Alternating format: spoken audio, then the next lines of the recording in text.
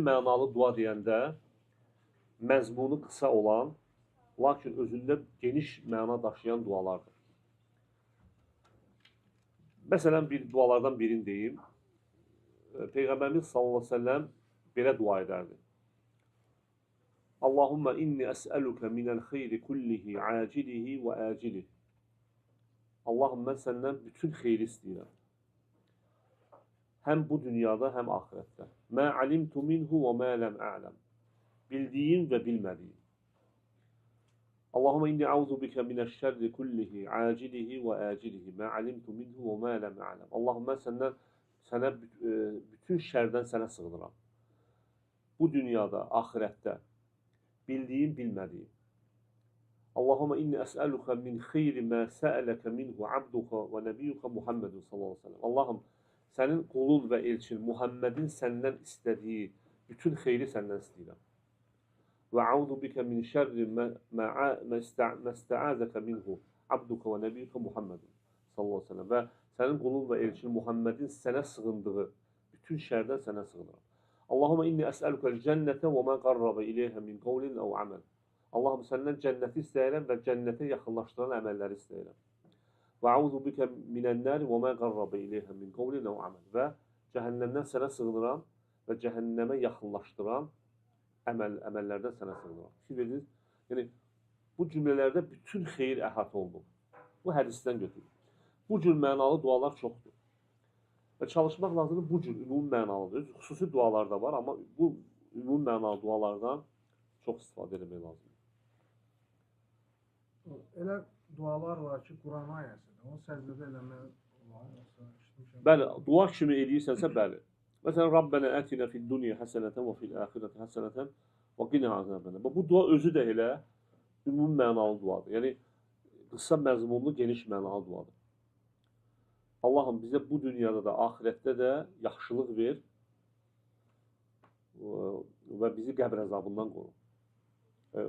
Cəhənnəm əzabından qoru. Yəni, bu özü də geniş mənalı duadır. Bu duanı sən səcdədə edə bilərsən, belə də edə bilərsən. Çünki ayədə başqa cür gəlir. Yəni, o qadağan ki, gəlib səcdədə Quran ayəsi oxumayın. Yəni, ayənin özüdür. Çünki ayənin özü fərqlidir. Yəni, o ayədən götürülən bir duadır.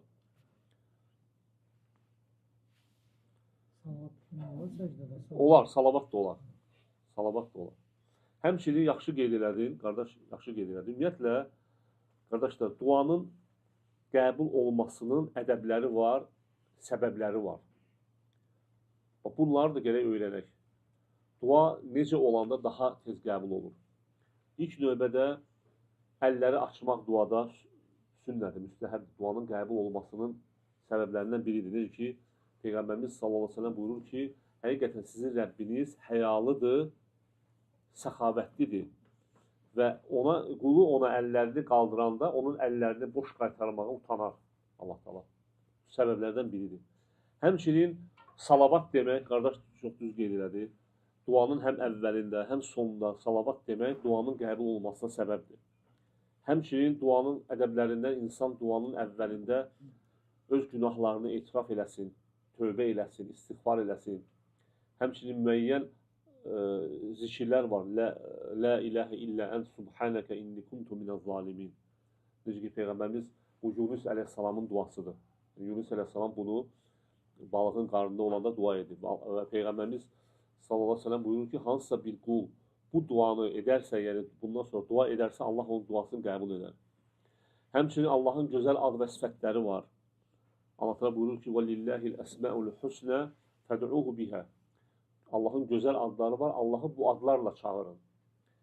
Bunlar hamısı nədir? Duanın qəbul olmasının səbəblərindəndir və yaxşı olar ki, Qədr gecələrində dua edərkən, bax, bu ədəblərə riayət etmək, həmçinin qibləyə çönmək, həmçinin dəstəmazlı olmaq. Bunlar hamısı səbəblərdir. Yəni, bu səbəblərdən tutub, yəni duanı etmək daha yaxşıdır. Bu ədəblərdə varmı dua etməmişdən qabaq kürkət namaz qılmaq? Onu eşitməmişim. Onu eşitməmişim. Kürkət namaz qılmaq barədə eşitməmişim. Ayə var, deyir ki, namaz qılın. Yaxşı əməllər, pis günahları silir o. Yox, namaz qılın və Allahdan yardım diləyin. hansısa bir çətinlik. Vasta'inu bis sabri və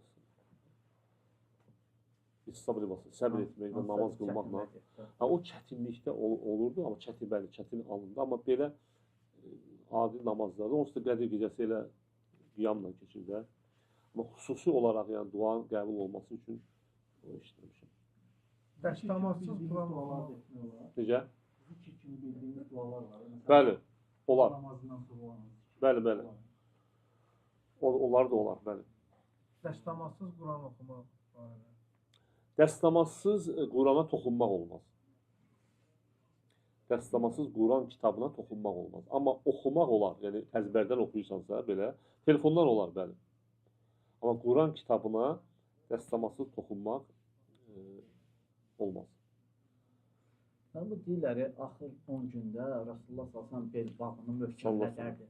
Yəni bu belə orada bəzən şərhində deyirlər ki, yəni qadınlarına yaxınlaşması, bu belə bir anlama gəlirmi ki, qadınlarla yaxınlıq eləmək tamamilə qadağandır? Yox. Düzdür, hədisdə gəlir ki, Peyğəmbərimiz Ayşə radiyallahu anhə deyir, son 10 gecə girən daxil olduqda 10 gün Peyğəmbərimiz sallallahu əleyhi və səlləm şəddə mi'zərahu deyir. Yəni bel bağını bərkidərdi. Bu bel bağını bərkitmək bir təfsirdə, yəni ciddi cəhdlə ibadətə hazırlaşmaq. Yəni ki, insan məsələn bir işi görmək istəyəndə belini bağlayır, o işə başlayır. Düzdür, bəzi alimlər deyirlər ki, yəni burada odur ki, yəni qadınlarla yaxınlıq etmək, yəni cinsi əlaqə mənasındadır. Yəni yoxsa belə qadınla danışmır, ümumiyyətlə qadın belə şey yoxdur. Əksinə Peyğəmbər eyni hədisdə gəlir ki, "Və ayqaza əhləhu", ailəsini oyadardı. Ailəsini rəğbətləndirmək, təşviq etmək lazımdır onlara. Yoxsa təcrid eləmək lazımdır. Və həmçində qardaşlar, bir şey yadıma düşdü. Bu Qədir gecəsi nə üçün Qədir gecəsi adlanır? Bu barədə. Ümumiyyətlə, bəzi alimlər deyirlər ki, Qədir gecəsinin belə adlanmasına səbəb onun qiymətinin, dəyərinin deməli, artıq olmasına görədir. Yəni, bizdə bir söz qədrini bilmək. Yəni, qədrinin yüksək olmasına görədir. Bu bir şərtdir.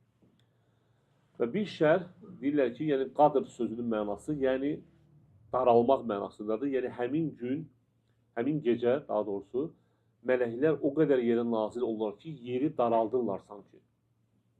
Yəni, sıxlıq olur. Bu mənada, sıxlıq mənasındadır.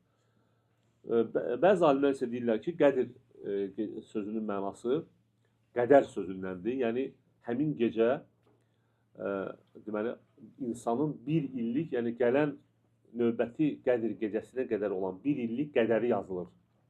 Yəni, o da nədir? Lövh-ü məhfuzda olana əsasən. Bir illik qədəri yazılır.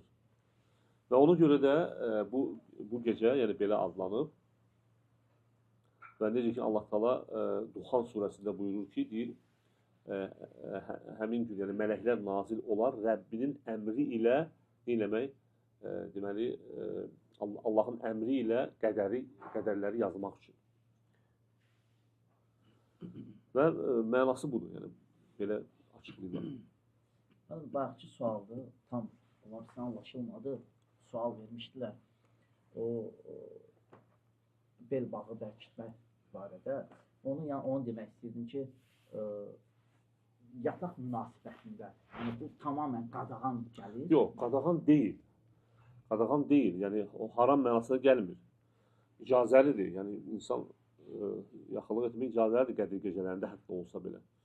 Sadəcə, yəni Peyğəmbərimiz sallallahu əleyhi və səlləm bir növ ibadətə ayrılıb, yəni sırf ayrılmaq məqsədi ilə daha önəm vermək məqsədi. Amma o demək deyil ki, qadağandır. Duxan surəsində deyir. Duxan 3:6. 3-cü ayədən sonra.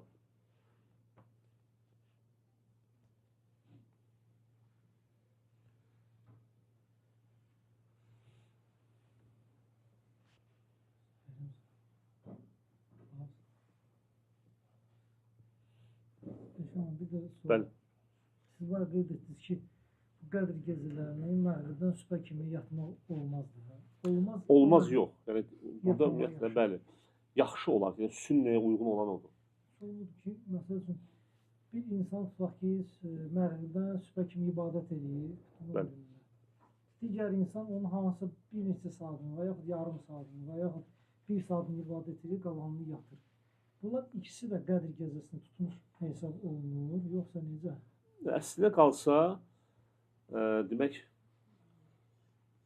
bəli, tutmuş olur, yəni ibadət etmiş sayılır hamısı. Hətta alimlər, bəzi alimlər qeyd edirlər ki, kim, bu biraz tənbəllik gətirməsin qardaşlara. Deyirlər ki, kim Qədr gecəsi günü işa namazını cəmaatla qılarsa, təravih namazını qılarsa, artıq müəyyən bir hissəsini keçirmiş sayılır. Yəni, ibadətlə keçirmiş sayılır. Lakin bu arxayınçılıq yaratmasın. Yəni, nə qədər çox, çünki həmin gecə, səhv edin ki, 1000 aydan üstündür. Düzdürmü? Bunu 83 ildən çox edir. Yəni, bir insan 83 il ibadətlə keçirsə, hansısa bir ibadətlə keçirsə gecəni və bir gecə həmin gecədə etsə, o həmin gecədə etdiyi ibadət 83 ildən xeyirli olacaq. Artıq olacaq. Ona görə çoxaltmaq lazımdır. Bacardıqca daha çox ibadət eləməlisən. Yəni, azla kifayətlənmək düzgün deyil. Yəni, bacardığın qədər çox ibadət elə. Bu belə anlama gəlirmi ki, yaxşı, ta ki Qədr gecəsində mən 20 səhifə Quran oxudum. O deməkdir ki, mən 1000 ay hər gün, Əgər hər gecə oxusaydın 20 ayə, 10 günün hər gün 20 ay oxudum. yəni bir insan məsələn, qardaş sual verir ki, bir insan məsələn Qədr gecəsi 2 rükət namaz qılır, yəni rahat. İnsan 83 il ərzində hər gecə, yəni 2 rükət namaz qılmış olsaydı, bu Qədr gecəsində qıldığı 2 rükət namaz onlardan xeyirli olardı. Xeyirlidir.